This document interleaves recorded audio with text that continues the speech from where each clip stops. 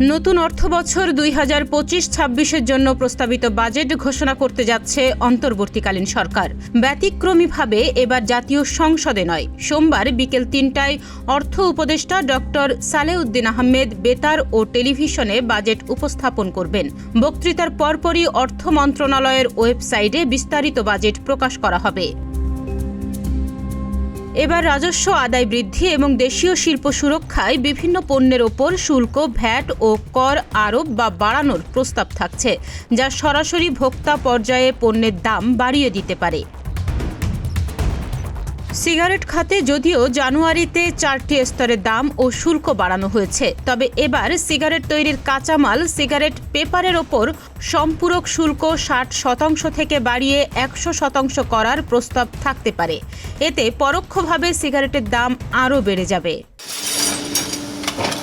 নির্মাণ খাতে রড ও স্টিলের ওপর এআইটি ও ভ্যাট বাড়ানোর প্রস্তাব থাকছে। বর্তমানে আমদানি ও উৎপাদনে 40% বেশি শুল্ক ভ্যাট রয়েছে, যা বাড়িয়ে আমদানিতে 23% ও উৎপাদনে 20% করার পরিকল্পনা রয়েছে। বিদ্যমান ফিক্সড আমদানি শুল্কও বাতিল হতে পারে, ফলে প্রতি টন রডের দাম প্রায় 1400 টাকা বাড়তে পারে।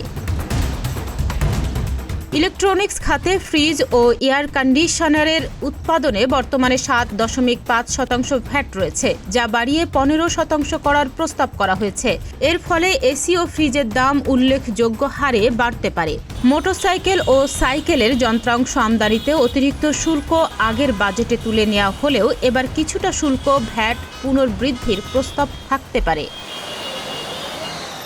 দেশীয় তৈরি মোবাইল ফোন উৎপাদনে ক্যাটাগরি ভিত্তিক 2 থেকে 2.5% পর্যন্ত ভ্যাট বাড়ানো হতে পারে, যার ফলে মোবাইল উৎপাদন খরচ ও বাজার মূল্য দুই বাড়বে। ব্যাটারি চালিত রিকশা নিয়ন্ত্রণের ডিসি মোটরের ওপর শুল্ক 1% বাড়িয়ে 15% করার প্রস্তাব রয়েছে। এতে এ ধরনের যানবাহনের ব্যাটারির দাম ও রিকশার উৎপাদন খরচ বাড়বে। কসমেটিক্স পণ্য যেমন lipstick, face wash, eyeliner, lip liner ইত্যাদি আমদানির ন্যূনতম শুল্ক মূল্য বাড়ানোর পরিকল্পনা রয়েছে। উদাহরণস্বরূপ বলা যেতে পারে, প্রতি কেজি লিপস্টিকের বর্তমান শুল্ক মূল্য $20 থেকে বাড়িয়ে $40 করার প্রস্তাব করা হয়েছে।